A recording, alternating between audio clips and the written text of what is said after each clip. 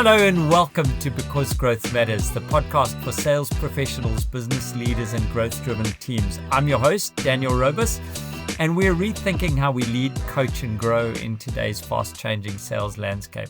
Today, we are literally joined by one of the big guys, Flip van der Merwe. Flip, for the folks who don't know you, I'm just going to give you a rundown. You were born in Potchefstroom, South Africa. You've been a rugby player your whole life. You went to university and studied finance at the University of the Free State. You made an impact in the Cheetahs. Then you moved to the Bulls. You won the Currie Cup. You played 36 times for the Springboks. Get in there. Then in 2015, you went to France and you joined Clermont. What a side. You added a French championship to your accolades. You retired in 2019. And you found yourself moved into consultancy, data strategy. You got an MBA from Cambridge. Hello.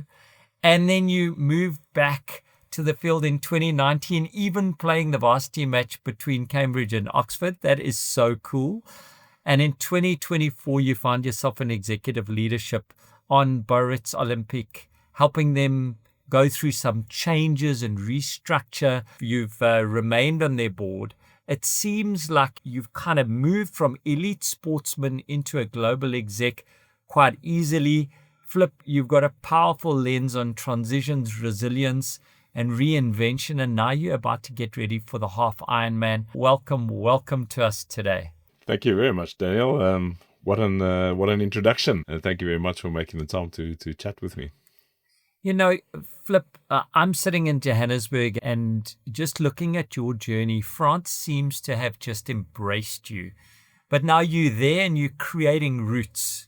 So when you go on holiday, do you go on holiday in France, in Europe, or do you come home? Daniel, that's a very good question. I'm like 90% of the diaspora that we make a living overseas to come back to South Africa to go on holiday. I still love South Africa, and every year we measure up places where can we go to on holiday, and you want to go ski or the French Riviera or some exotic place in Europe or the United States or some island, and you go like, well, yeah, it's not quite the Garden Route, it's not quite Cape Town, it's not quite the Kruger, it's not quite the farm. So we always seem to head back to South Africa. Yeah. It is quite tough, and we welcome you back. Bring those euros. We don't cry about that. You did a lot of grassroots stuff while you were a Bok. Do you miss that? Do you miss working with the youngsters?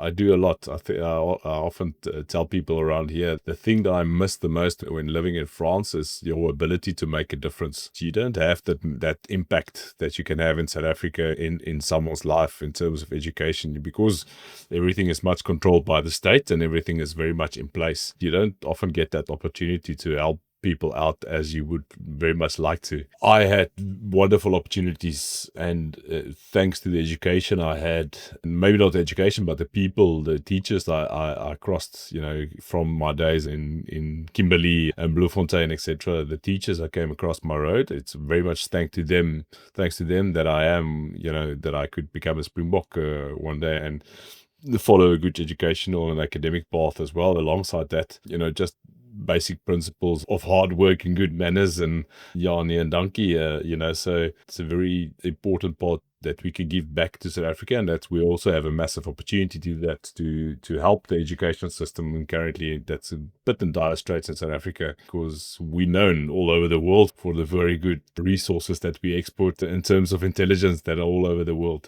People work in, we have to give everyone equal opportunity in terms of education, and we still do a lot of work on that, and we're still planning to do a lot more. That's amazing. My wife says we live in Joburg because you can be part of a miracle every day. And I think that's what you touch on there. I could listen to you for ages about this and just comparing the two entities, but you've stepped out of the limelight, off the field, and into the boardroom. How traumatic has that journey been? It's a good question. Traumatic, I don't know.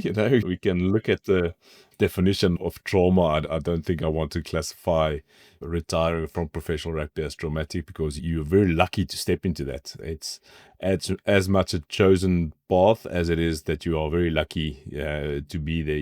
There's a lot of things that fell in place and then mixed and glued together with hard work and dedication to make that a career. The life after rugby is a funny old character. There's a very much a time that you go through where the door shuts behind you and there's no more taps on the backs and no more friends. We living any 8-year-old's dream is like you go to work and you run around with your mate, kick a ball, and you get paid pretty ransomly for that, and then you have to go into office politics and wear pointy shoes and pretend everything is fine. So it is quite a rude awakening, but is a challenge as anything else, and that's how I see it, and that's how I go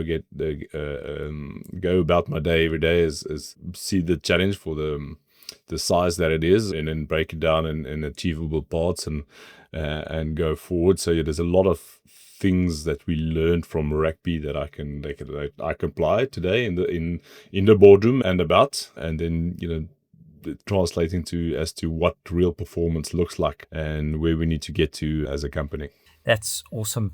And maybe I used the term glibly, but there is something about walking onto a field where 80,000 people are shouting for you, and then walking into a boardroom where there's 5 people and they want a report from you.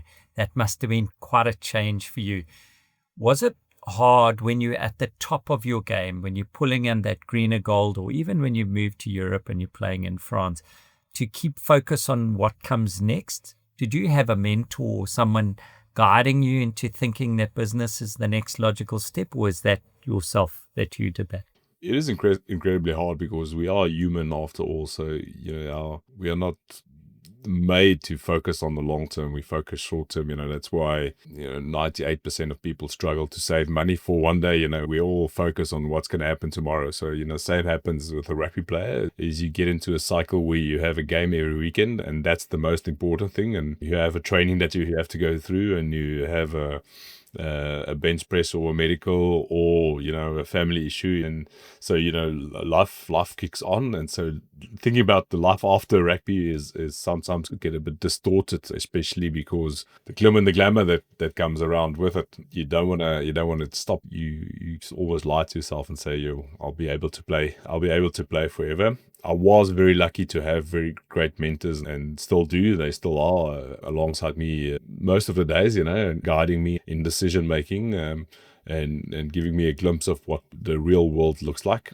I think that's very important. And also, I had the chance that I worked a corporate job before rugby really took off. So I always sort of knew what life without rugby could look like. So I always touched based on that. And the friends I made from my days working at Sanlam, they're still around.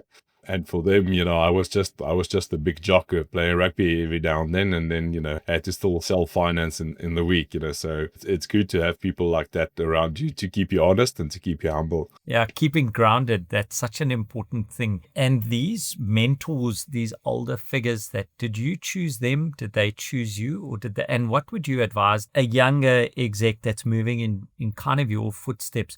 What would you talk to them about a mentor? It's interesting. It's an interesting combination of natural selection, if I can call it that, where it's either through friends and family that people became mentors. Some people are like that. They become mentoree. I think rugby led me into a position where people saw me as a mentor as well, and you sort of, you learn by teaching. I think that also helps a lot. So the more you give back, the more you get. That is the principle. And then later on in my life, I made a point of physically going to successful people and almost asking them to be a mentor.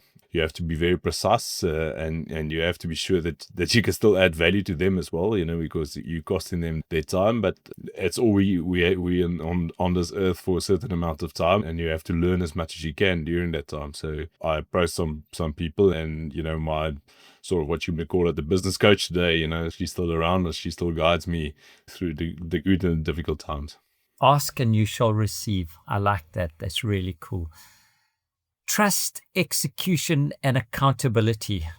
Any lessons you carry from rugby into business on those 3 key areas? Those 3 words you chose, it's, I don't know if you do that with all your guests or did you specifically because it's rugby, but it's 3 words that go hand in hand with rugby is, trust. You will never be able, you won't win a game if you don't trust the person next to you, if you don't trust yourself, if you don't trust yourself and your capabilities and you're scared before you go into a field, then you're either going to get injured or you're going to let someone down, or the gaps that you're going to create in attack and defense is going to be too big, so, trust is a crucial part. Is almost the link that needs to be strongest within any team that you go to. Accountability is the same, and accountability leads onto trust. If you're not accountable for the job that you're given and the job you need to do, we always say in rugby, the forwards carry the piano and the backs play it, so if you're not doing your part of the job and being accountable for it and saying, okay, well, this is me, I need to do that, then, the trust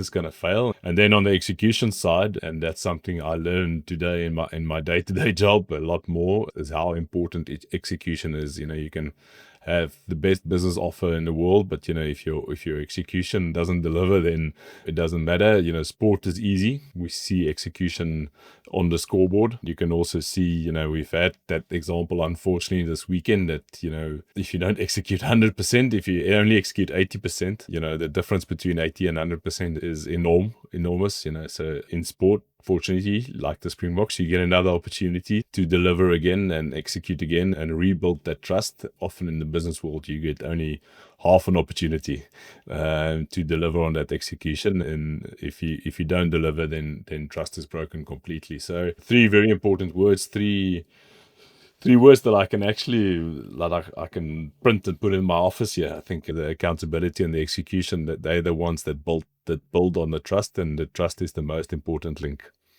Oh, I like the way you've put them together. When I coach, we talk around accountability and execution, and you coach to that. But anyway, we'll get onto that at a separate time. Is the business pressure the same as walking out at Twickenham? I mean, do you get the same high that you get from running out onto the field? No, is the honest answer. I've never had an executive give me the same goosebumps as 80,000 people singing in a stadium. Unfortunate to break those egos. What was the coolest stadium or the scariest? There ain't no stadium as cool as playing a test match at Ellis Park when it's full. I think that is it's like the home of rugby. It's unfortunately that the ecosystem around is slightly falling apart, and you can see that by the attendance. People are a little bit scared to go. But that for me is still, if whenever the question pops up, it is the home of rugby. Everything that leads up to it, surface wise, nothing like Loftus Versfeld. It's pristine. It's so fast, it's so easy to play rugby there. I also was lucky to play in John Smith's 100 test where there were 100,000 people in Soccer City in Soweto. That was quite incredible. And then, the Northern Hemisphere stadiums are quite, steeped with tradition. The bagpipes playing on top of Edinburgh, or the crowd singing without the royal band, God Save the Queen, or God Save the Queen at Twickenham, or in the Millennium Stadium when the roof is closed and they're singing.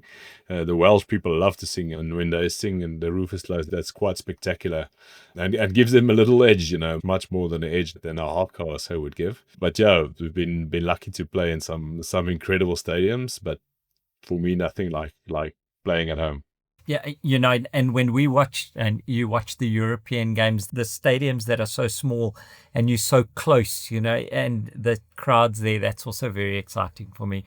Many athletes struggle with identity when they leave professional sport. You've spoken, you were at Salem, you had a grounding in there. What's the hardest part of stepping into a new world of work, and how do you suggest other folks navigate that? What are your 3 pieces of advice there? Yeah, very good, Daniel. It's very true. And I think myself, I went through a phase, and maybe go through that phase every now and often as well, about, what do you want to do and who are you after rugby? Because for such a long time of your life, you were a rugby player, and you were boxed. And when you were boxed, you fought not to be a rugby player. Now you almost want to be one again. It's a difficult question, and one we ask ourselves often. And, I'm lucky to turn 40, so now I can have a midlife crisis again and ask those questions again, So. Yeah. Yeah.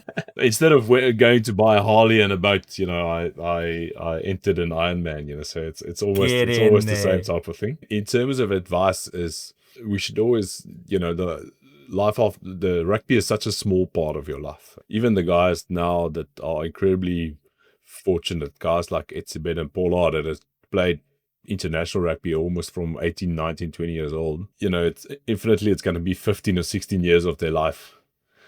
And then it's over. You can't be that person for the rest of your life. And that needs to be, that you can know, if you think clearly in your head, then, and you put it into brackets and you see, okay, well, say we're going to become 80 or 100, then, that's 15% of your life. You're going to be rugby, so 75% of my life, I still have to live. I have to do something else, so 20% of it, I'm going to educate myself, go to school, build up to this thing, so, and then, the rest is 65%, I still have to live, so what do I want to do with that? You have more than enough time to learn a new skill or to craft a new trade. It's much better to use your sort of brand, what they call it, and build on that to become something.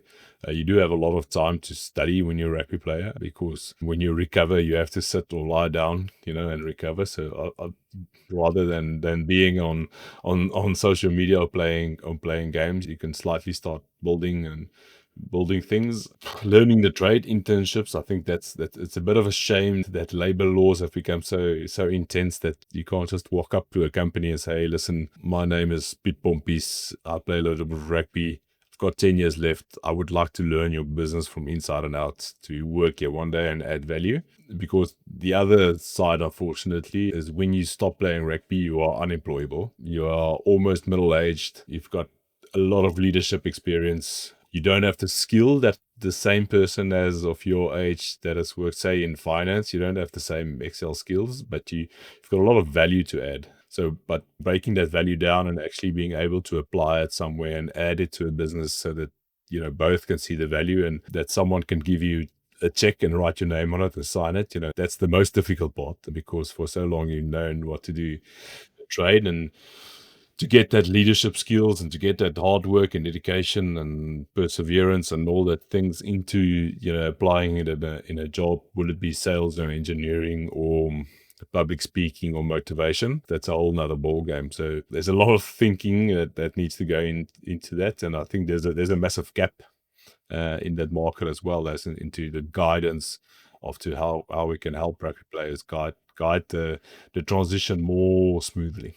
I'm a big football fan as well. And if you trace the careers of Premier League players or even second div players who are earning 5-6 times what rugby players are, it's quite sad to see how many fall by the wayside because they haven't done what you've done, which is find a coach, plan a way forward, invest in their future and that. So it's quite a scary thing to think about. What got you here to today is not going to make you successful. What are your skills that brought you to where you are now? Did you have to unlearn, relearn, or reconsider? And how was that for you? Yeah, it's a very good question, and just to jump back to the previous point, I'm not a perfect example at all. I still make plenty of mistakes, and often I have to think about it and rethink about it. And segueing into this question, it's exactly that. Is there's so many skills that on a daily basis we need to learn. I think what we have in rugby is that you have a razor sharp focus as to what you want to achieve as a team. It's so clear and so easy, because you have a game this weekend and you have a final in 10 weeks, so you sort of know the road that you want to go, and it's easy to plan out and show the whole team this is what we want to do, so everyone's on board from day one. That's what we need to do, with the strategy and tactics. That's where the difficult part comes in rugby. Is you have to plan. It's like, okay, now how do we do it? So that's the journey. Whereas you go outside into the corporate world, it's just a big a big pool of nothingness, getting companies, and you would know very much about that, getting companies aligned as to where we're going is one thing. And then going on to the strategy side, it's so complex because, people don't know, as a company, they don't know where they're going. You maybe have a boss that know where he's going, but the third in command's got a different idea. And there's a lot of ego involved in that. So, and it's not as easy as in rugby. So you quickly have to unlearn the change room speak and your ways of communicating fluently. You can't do the same in a corporate environment as to slap someone behind the head and say, hey, catch up, wake up. You're not pulling your part of the wagon. That doesn't go well with HR. People aren't as intimate in a corporate environment than they are in a rugby team. In a rugby team, you know each other's families. You are family. You don't just eat pizza every last Friday of the month and then they call you family. You really are. Stuff. Where in a corporate environment, you really know. The guy that sits next to you's children's names. And you don't know what he's going through. If he didn't sleep well last night, there's no physio to quickly rub out your back and, a doctor to give you some tablets and then you feel better. Your manager just wants you to perform. So I had to unlearn a lot of ego myself as well, because, you come from a very high pedestal when you stop playing rugby, because you stop playing when you're the most senior in the team. You're a top B, you're over the hill, and then when you start in the corporate environment, you're a milk beard again. So that's the circle of life, and it keeps repeating itself. And the more you fight against it, you just lose time. So it's good to luckily rugby teaches us to stay humble, and you eat that very quickly in a corporate environment as well. And you have to learn. You have to learn to communicate more efficiently, and you can't just physically do stuff. It's a lot more about communicating objectives, being clear, being sure everyone's aligned. Did you have a rookie moment in your business career so far that just reminded you of like the first day you ran out and it's like, oh God, can't believe I did flip? What did you do there? How many times? No.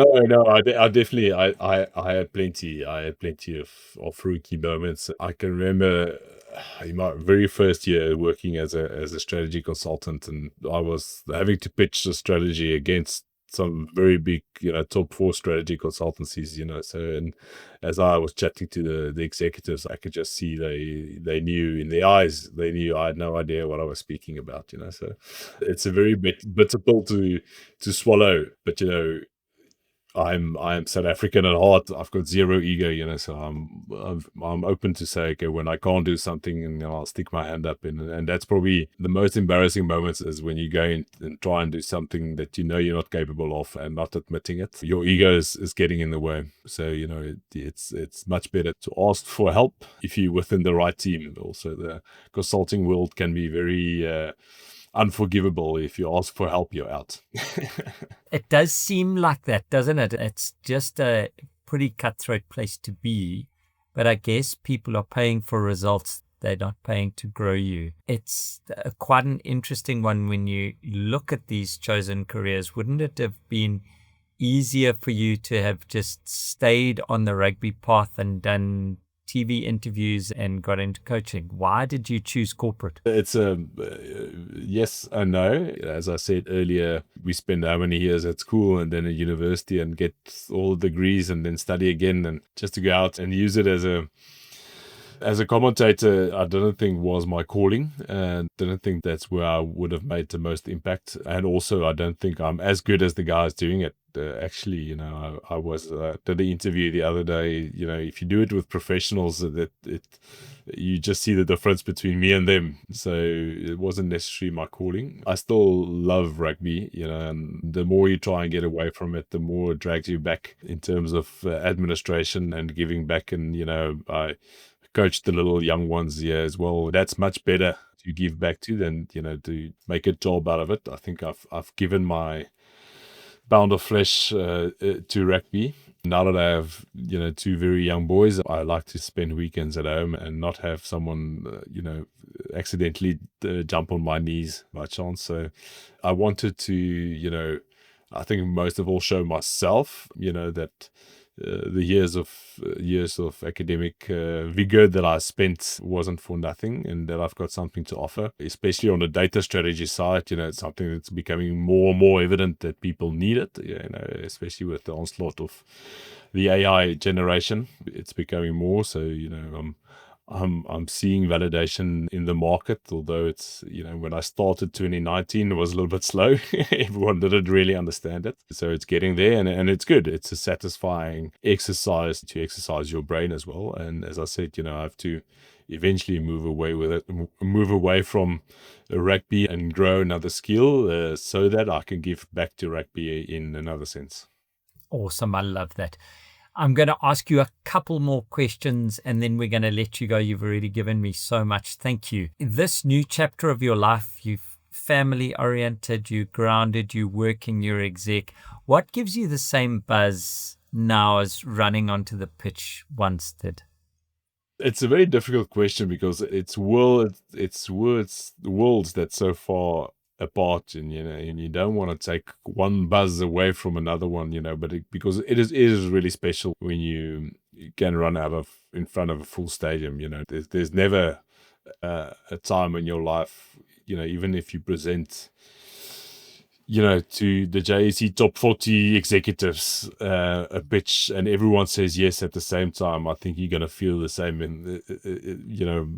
excitation as a match won with the Springboks. I don't think it's the same. What does motivate me is when you have a team and you can motivate them and you can see that same as in rugby, each guy in his position is living his best life and he's out there giving the max so that the team can win. I think that it's something so good if you're on a project and everyone is just in it. You don't have to unnecessarily motivate and tell them, come pull up your socks. Everyone's just in there in the mornings working, getting the project delivered, doing more than is asked for them. That is something incredibly satisfying and something to build on. And then every little step and project, if you can help someone and it's successful in the end, it is incredibly satisfying. So as I said, I'm still learning and I'm still building and I'm still scaffolding my business model as we go on, because it's changing, so fast these days with new technologies and new generations of people, and where we are on the geopolitical situations in the world. So there's always more to learn and more to build, and that's the exciting part these days. Awesome. Who is your ideal customer? What did they look like, and where do people get hold of you guys? To go back to you getting a hold of me is very easy. You ask Daniel and he gives you my number and you contact me, or you it's probably LinkedIn or my website is the easiest. Pretty active on there. The ideal customer is small to medium companies. They are my bread and butter. Companies that has done incredibly well, that has grown very well, but has sort of reached that glass ceiling, trying to understand what do we do next to grow further. Often what happens is they have, a single line of leadership that's got no more solutions as to how to build further. What does the picture look into, 15 years from now, etc. Those guys are the niche, and those are the guys that I love with to build new products and strategies with. We've done some incredible work in finance, supply chain, FMCG, so all over the show, so we've a pretty wide experience, and it's good to see how you can use a company that has thought it's reached its limit and then push it for a little bit more. Reminds me of our days as fitness, when the fitness trainer told you, when you couldn't anymore, you could go 70% more. That's what we're trying to show businesses. And your ideal ICP, Europe, UK, you don't mind coming back to SADC, but that's kind of your stomping ground. I'm actually hard focused on South Africa at the moment. I do believe there's a lot of value in South African and African companies. There's a lot of opportunity. South Africa is a golden mine of opportunity. There's intelligent people, resources plenty. I might be a little biased, but people that work there, they're very hands-on and try and find solutions. They are very hungry to grow. that's the other thing. So they are very open to take on Europe, take on UK, take on the Americas. They are open to advice as well, because that's the other side of things, where you see like European market is sort of, tightening the hatches, don't really know what's happening up north. The financial situation is a little bit tighter. UK still very much, I think UK is taking that growth gap again, but South Africans are very keen for advice, very keen to know, how do we grow into Africa? How do we take the market in Europe? They can deliver better, cheaper products, maybe not faster, but, they can deliver it. So I'm very bullish on South Africa as a market at the moment, and seeing good results as we're going. I love hearing that. That is so exciting. So for our listeners in the UK, in Europe, you're not out. Flip will work with you, but for us in South Africa, expect to see a big shadow across your door. Reach out. Flip's very responsive on LinkedIn. It's awesome to get there. I've got 2 more questions for you, 2.5 questions for you, Mr. van der Merwe. For people making a big career shift, what is the one thing you wish someone had told you before you made yours? What is the one thing that just sits in your heart that you think, you need to know this? And I'm talking about guys 35 to 45, ladies 35 to 45. Yeah. Even later on, with the retirement from rugby, I'm actually getting a lot of similarities from people that went into retirement.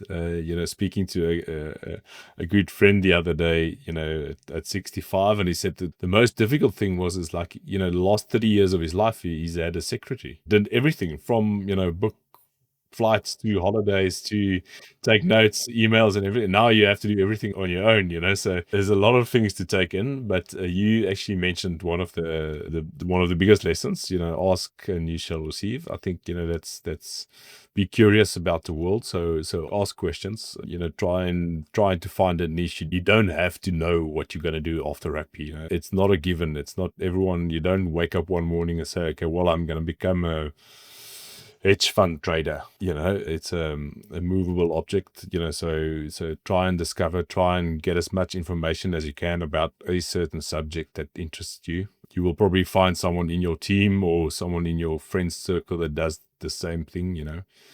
Chase the right objectives, not only the golden goose. Don't think because you have a friend that when you play rugby, because he's rich and he works at a bank, that's what you want to do, because the day you stop playing rugby, that friend's going to find another guy that plays rugby, and so it's going to move on, so find something that's worth waking up to every morning that gives you that passion. And then as the same thing that goes well with that is the little side hustle. Start something while you have your job, while you have security of a salary.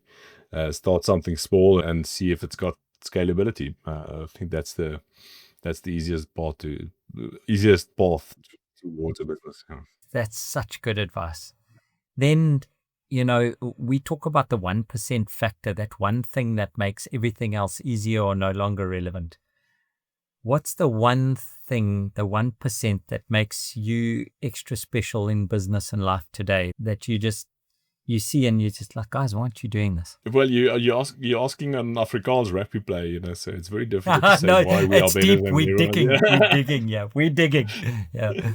I think the differentiation that we had is, I do have the rugby experience, so I do know what it is to work in a high performance environment. I think people have like a bit of a misperception what a high performance environment looks like and what it takes. It's not always easy, but you can enjoy it while you're at it. And then I've got the academic credentials to back it. So I think it's a very good combination, and that's what people like in the boardroom. I am South African for that part, and making decisions quicker and taking responsibility and accountability for my decisions. So that's the differentiation factor, and then backing it up with concrete facts. That's how we go about our strategy application as well, is develop good strategy with the client goals in mind, but take responsibility for that, for whatever product you deliver to the client. Flip, soon to be Ironman van der Merwe, thank you so much for giving Because Growth Matters a little bit of your time. Yeah, stay on the bike. Please don't swim in a Speedo only, and run like a big kid is chasing you for your cake. When is your Ironman? It's this coming Sunday, actually. I'm in tapering week, so the smile you see is because I'm aggravated and hungry. But yeah, looking forward to it. We wish you the best of luck. At the time of airing, you would have run, you would have won, and you would have got the T-shirt. And then we'll talk to you about trail running, and you can come and join us in the big mountains. Yeah, anytime. I'm struggling with the uphill, so not too steep, please. So from us, we want to say, just wish you many sales, many blessings, many good years. And to our listeners, we hope you have a wonderful quarter. Close more deals. From me, Daniel. Goodbye. Thank you.